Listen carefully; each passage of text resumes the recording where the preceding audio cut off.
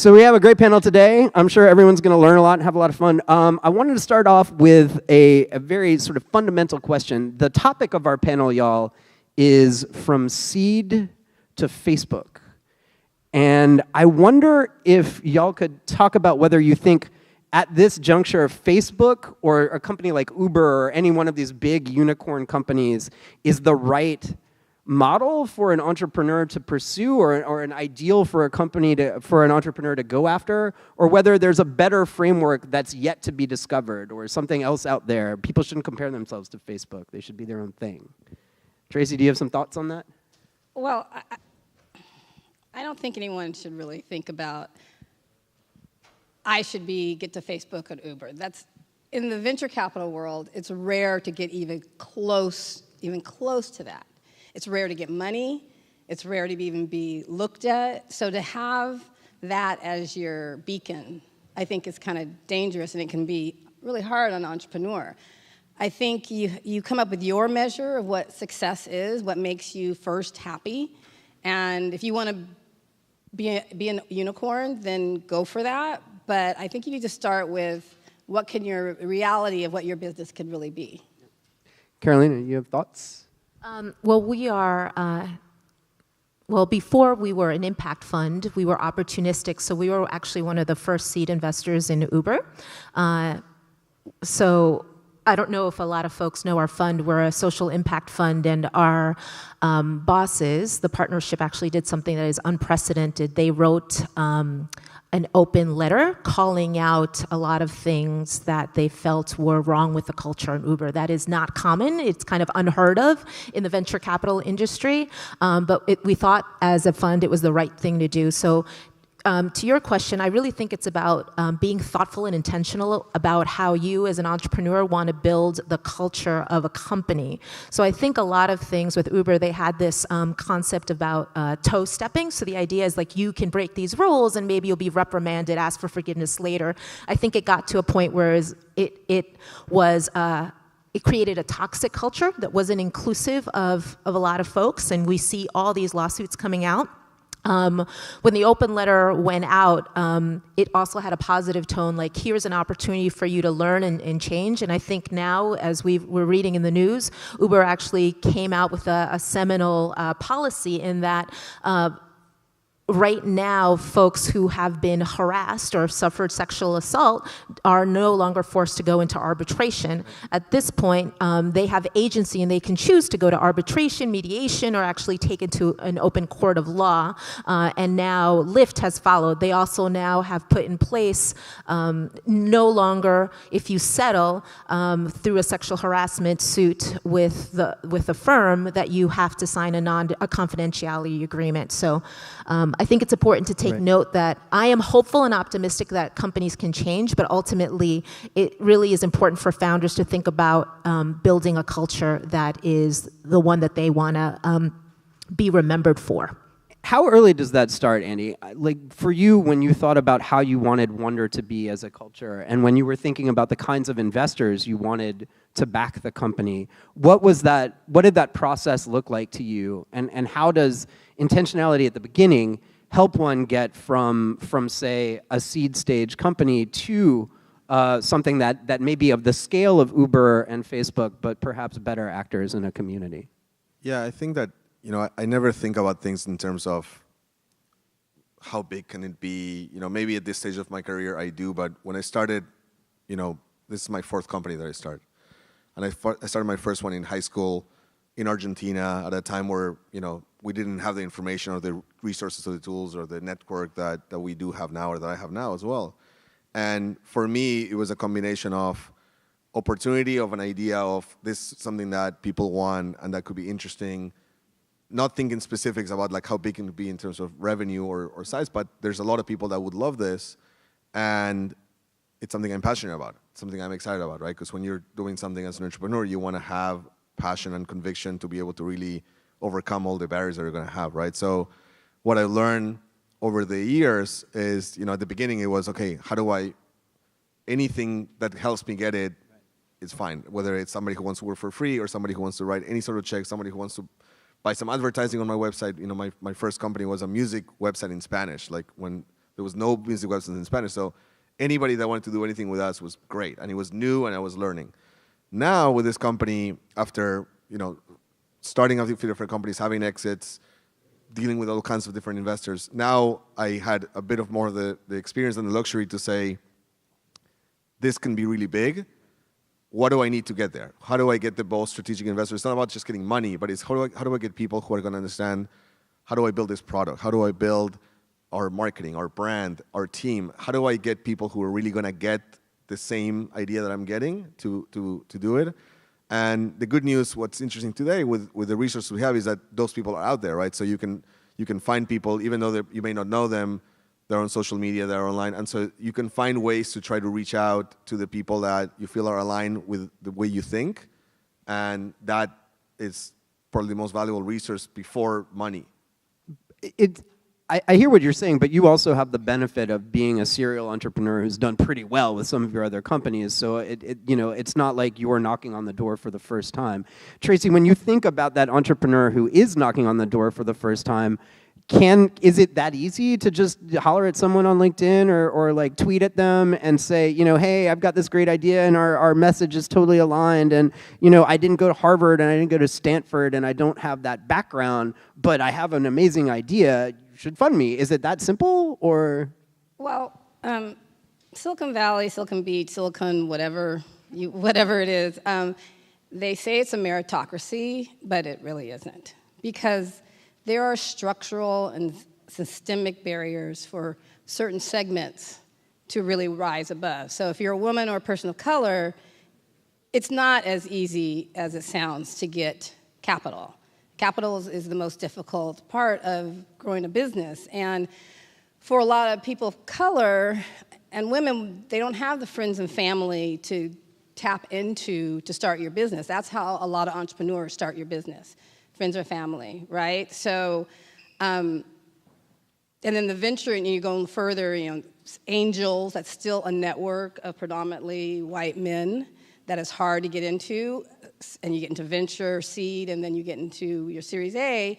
A lot of them don't even take unsolicited decks, right? So you have to know people. So the meritocracy it doesn't matter if you've done, even if you're from Stanford and Harvard and you still don't know those people, it's hard to get in. So I think it's a different route for women and people of color, especially when you look at the percentages over the last 17 years that have not changed at all for women.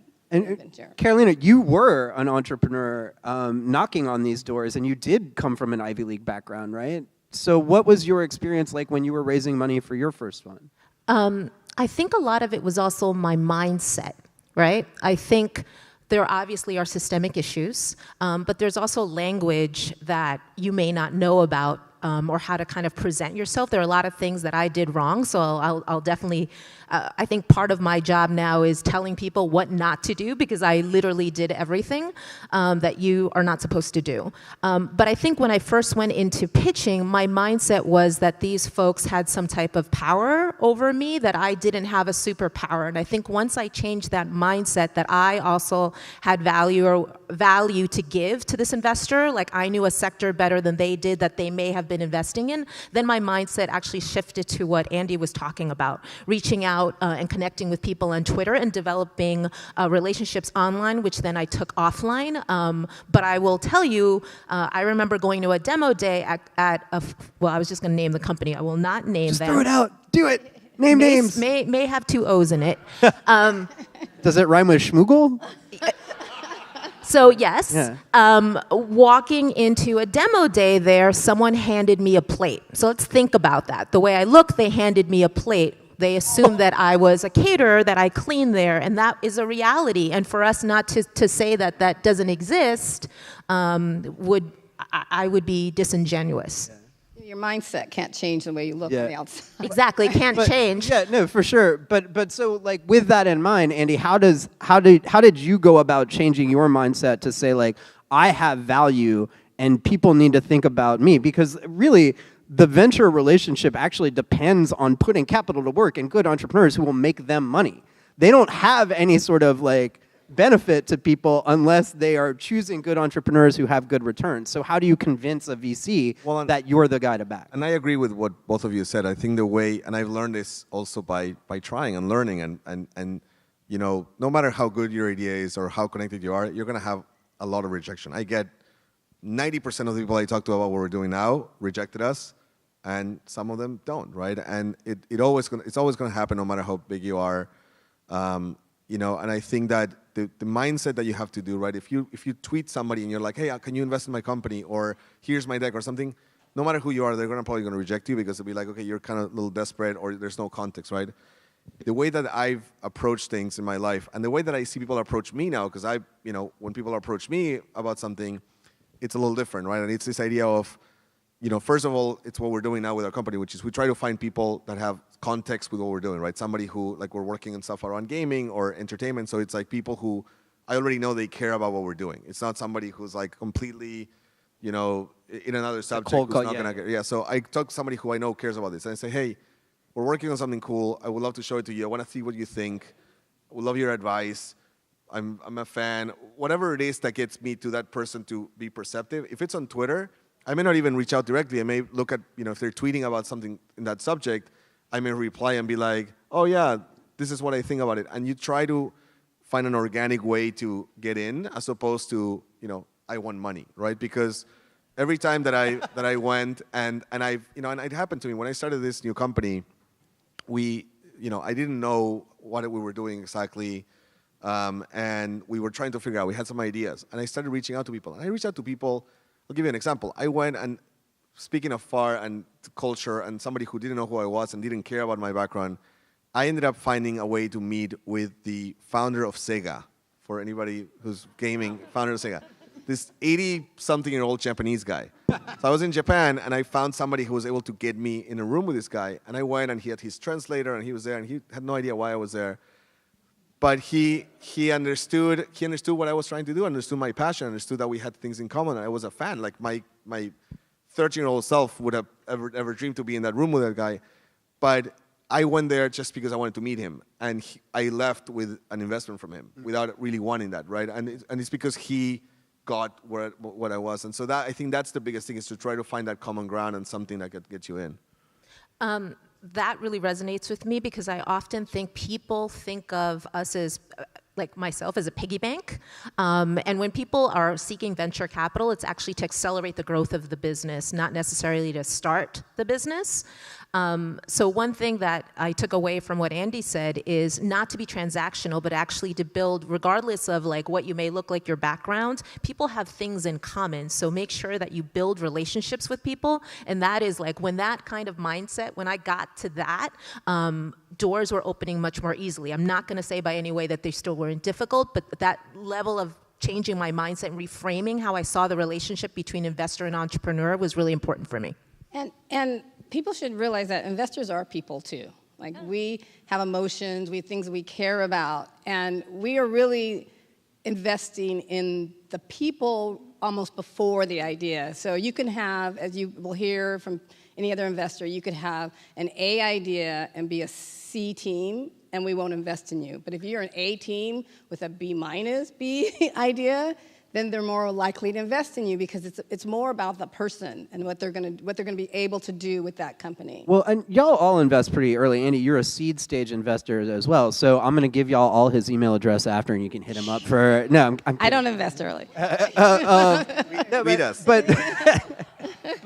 But for if you are a first-time entrepreneur, you don't have a track record, and you're coming from one of these non-traditional, let's call them, backgrounds, right? Which is really like most of the people in the world, because that most of the capital that Silicon Valley allocates and other Silicon-named places allocate, they're allocating to people who come from Ivy League schools or private schools or whatever.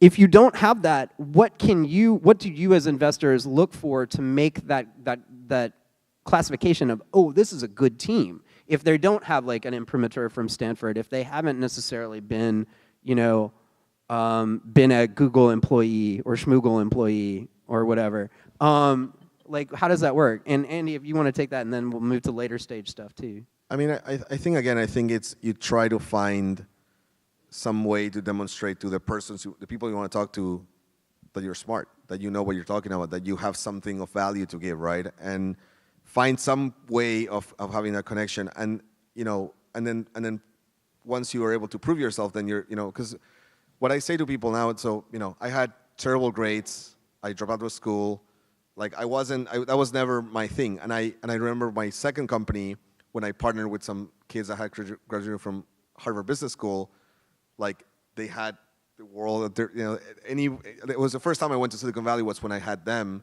because we could get meetings with anybody, and I couldn't get those meetings before, and I had able to still build a company and sell it before that on my own, right? And that was because I was not really worried about those things. I was more worried about, okay, this is what I'm trying to accomplish.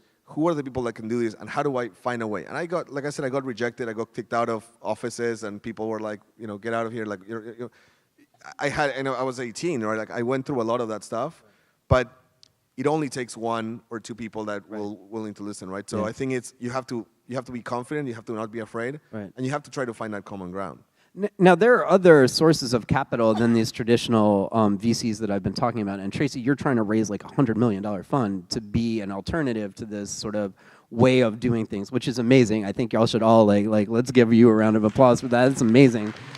And I think people are afraid to ask for the amount of money that people actually need to make those kinds of funds work. And with Kapoor Capital as well, like y'all are creating an alternative to this ecosystem that has existed for a long time. Now, what do you want to see in an entrepreneur coming to you that shows that they're prepared, that they are part of that A team that can make a business work? What are your criterion? Revenue? Well, like, is it that simple, or there are standard simple things we want to see. So I'm also an executive in residence at the Los Angeles Clean Tech Incubator, so I see really early companies. And it doesn't matter what gender, color, race, ethnicity you are, people have really shitty financials. I'm sorry to say that, but if I could just see people prepare their financials, meaning projections that show where your business is going to go, I would be really happy. I mean, right there is where and even our companies that are working and they are growing and they have revenues, we still have to redo their financials. So I think knowing how big your market is, having projections, and for the women in the audience, think bigger. I have a friend who's an investor up in Silicon Valley, and she says when women come in, she doubles their projections. And when men comes in, she cuts them in half. Because the women always underestimate what they go for what they need instead of what you want. And men are like, I want the world, right? So I'm going to just start with me, is financials are really important to me, that I see where you're going. And a lot of it isn't for real. People are just guessing pretty much. But I want to know that you have to go someplace to get a certain amount of money. Right. Yeah. And what about for y'all? What is it? I've got one more question to wrap up because we're tight on time. But so for us, it's really about like hustle and grit. I always want to back in what have they done in their past life. I don't necessarily care if it's in the particular sector, although that is ideal. But what shows me that they can crush through ceilings and that they can execute. So that I'm always kind of looking for that. In terms of projections, because we're early, for me, it's really what are the underlying assumptions? Because I always assume that the numbers are going to be wrong. And one last thing that I think is really important, not every business that has tech-enabled or software necessarily is venture backable. Venture backable companies have a certain type of criteria to them. They have to be in big markets, like in the multi-billion-dollar market opportunities, and they have to get us liquidity in a short time frame, which is typically 7 to 9 years. So not every business is set up for that, but if you can build a good business and print paper, do it. For me, it's one, the passion and commitment of the entrepreneur, right. The knowledge on the subject. I think that these days, the knowledge is in the internet. You can find anything, and you can educate, and you can become an expert at anything you want without going to college. So if you really care about something and you want to solve a problem, you gotta go prepare and you gotta know. And those are the things that I care about the most when somebody talks to me about. All right, we're going to get the hook, but I have one last question for you. It's a yes or no one, so it's very easy. Crowdfunding or ICOs, cryptocurrency, should anyone go for crypto? Is ICO a way forward? Yes or no? No. Yes, if regulated. It maybe, depends. Maybe It depends. It depends. It depends. All right, and on that note, I'm afraid we have to go. Thank y'all so much for Thank paying you, guys. attention and listening to us. Thank It's you, been great. John.